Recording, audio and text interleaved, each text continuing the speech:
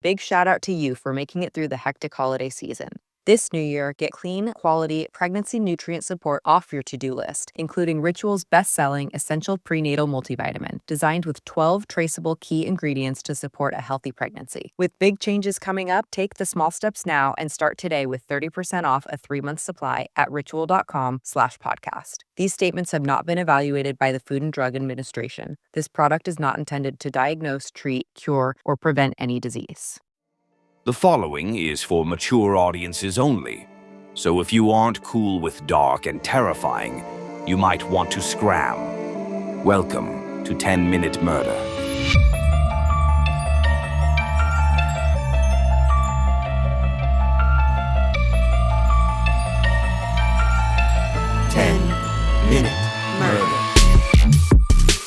Cindy James reported nearly a decade of harassment, threatening calls, slashed pillows, and even strangled cats in her backyard. Then, she was found dead, hog-tied and strangled with a nylon stocking. It sounds like an open and shut case, right? Not quite. Police weren't sure if she was the victim of a relentless stalker or if she somehow staged her own death. Yeah, apparently hog-tying yourself after a lethal cocktail of drugs is a possibility. This is the story of Cindy James, a mystery that's equal parts baffling, tragic, and frustrating. But before we get into that story, if you like your true crime brief and bingeable, you found the right podcast. Tap the follow button now for access to at least 2 episodes per week. Let's get into it.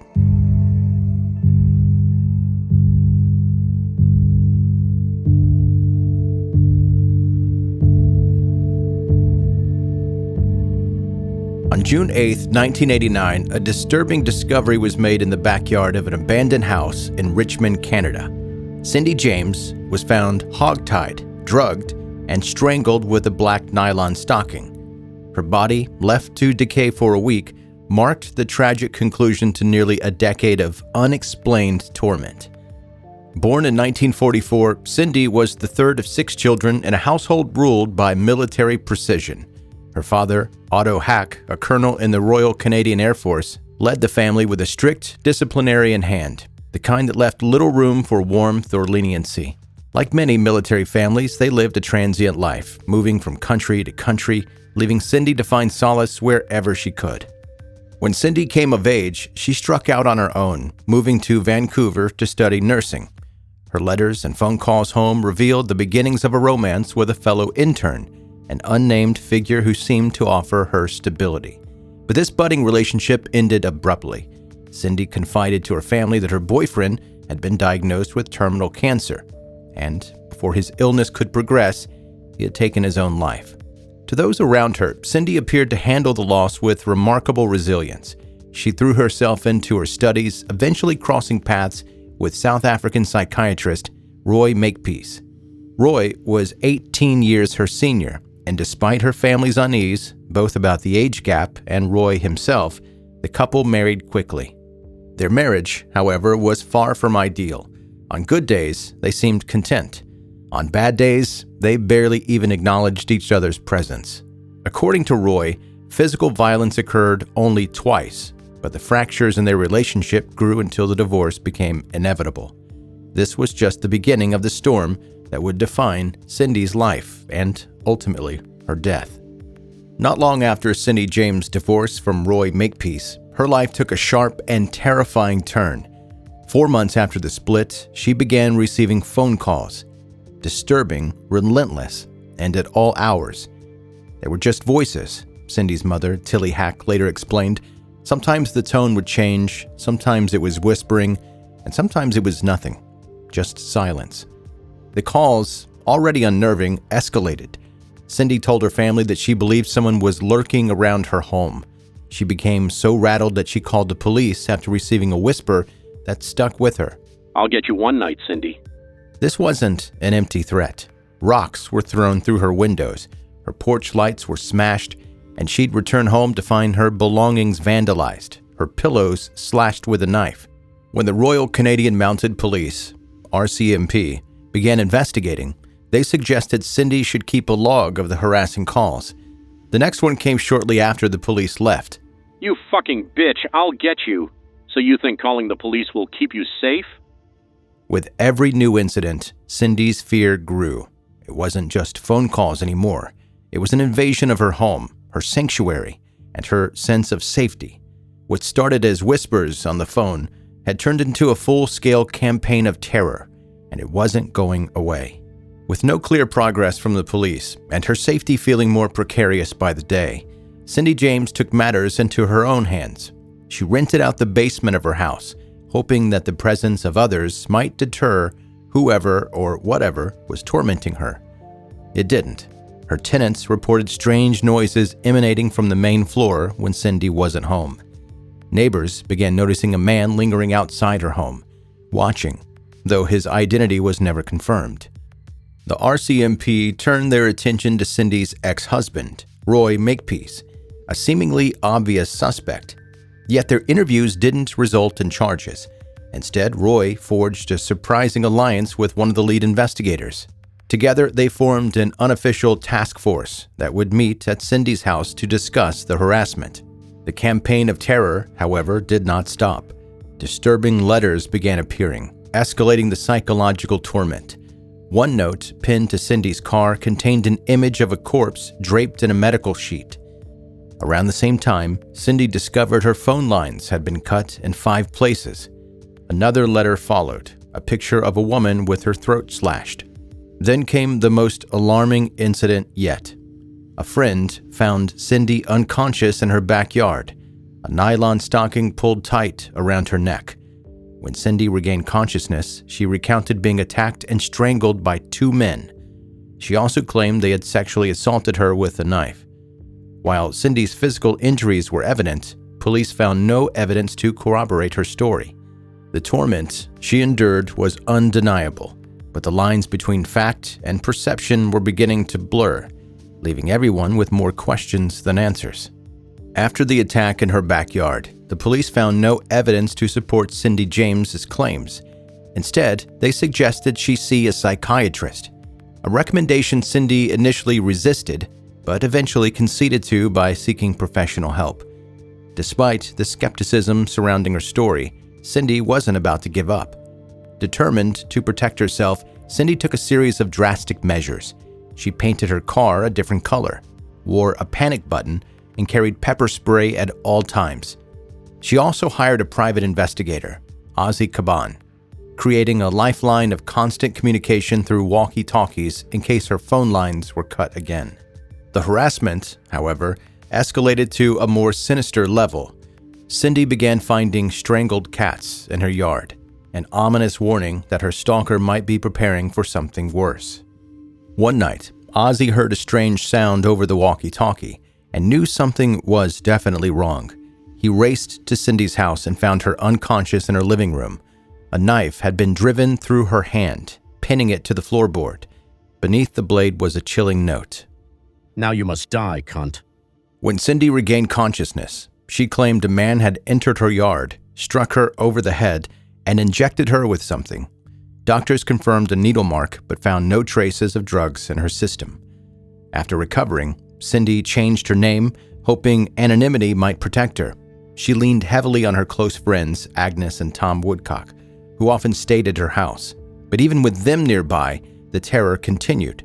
One night, the Woodcocks heard a noise coming from the basement. Cindy burst into their room, panicked. Tom investigated and found the basement on fire. Outside, he spotted a man on the pavement, but the figure ran as Tom approached. The fire forced Cindy to move in with the Woodcocks. Her friends noticed that her mental state was deteriorating. Cindy stopped eating, and her psychiatrist believed she had become suicidal. Eventually, her doctor admitted her to a psychiatric hospital, where she remained over 10 weeks. Despite every effort to protect herself, Cindy's life remained dominated by fear and uncertainty. Whether she was the victim of a relentless stalker or a complex psychological struggle, one thing was very clear. Cindy James was running out of ways to fight back. For nearly 7 years, Cindy endured relentless harassment, assaults, and stalking. The RCMP launched a massive investigation, spending around 1.5 million Canadian dollars to track down her elusive tormentor. But despite the time, money, and effort, Their findings left everyone reeling. In all those years, the RCMP found no physical evidence to prove that Cindy had been the victim of an outside attacker. Instead, they developed a shocking theory. Cindy might have been orchestrating this harassment herself. This theory created a bitter stalemate between Cindy, her family and friends, and law enforcement. Every new report from Cindy was met with skepticism. If another threatening letter appeared, a dead animal turned up, or a bizarre incident occurred, the police countered that there was no way to prove Cindy hadn't staged it all. As the investigation stalled, Cindy's life took a final tragic turn. On May 25, 1989, Cindy vanished. Days passed without a trace, and her family and friends grew increasingly desperate. Then, an unsettling call added another layer of mystery. Cindy's tenant, who also happened to be her life insurance representative, received a call from a man claiming to be Cindy's father. The caller inquired about Cindy's life insurance policy. When questioned, Cindy's actual father, Otto, denied making the call. On June 8, 1989, Cindy was found in the backyard of an abandoned house in Richmond, Canada. She had been hogtied, drugged, and strangled with a nylon stocking. Investigators determined she had been dead for about a week. Initially, her cause of death was attributed to high levels of drugs in her bloodstream, including morphine and diazepam. However, the official ruling was changed to inconclusive. Cindy's death left a haunting question unanswered. Was she the victim of a relentless stalker or the architect of her own tragic end? After Cindy James's death, the RCMP doubled down on their theory. Cindy had been faking the nearly decade-long campaign of stalking and harassment. At the inquest into her death, investigators suggested that her demise was either an intentional or accidental result of her efforts to stage yet another hoax. Experts were brought in to support their claims. One expert testified that Cindy could have tied the complex knots that bound her after injecting herself with the drugs found in her system. To drive the point home, an expert even tied themselves up in court to demonstrate how it could be done. Cindy's friends and family were outraged by this narrative. To them, the idea that Cindy had orchestrated her own torment was unthinkable. They argued that Cindy had been the target of calculated and merciless stalking, one the RCMP had failed to take seriously. Her private investigator, Ozzy, took the stand to refute the suicide theory. He pointed to bruising on Cindy's body, which he believed suggested that she'd been killed elsewhere and her body moved to the abandoned house. To this day, Cindy James' death remains shrouded in uncertainty. No official cause or time of death have been determined. Was Cindy the victim of a violent stalker or the architect of an elaborate and tragic hoax? The debate continues, leaving Cindy's case as one of Canada's most perplexing unsolved mysteries.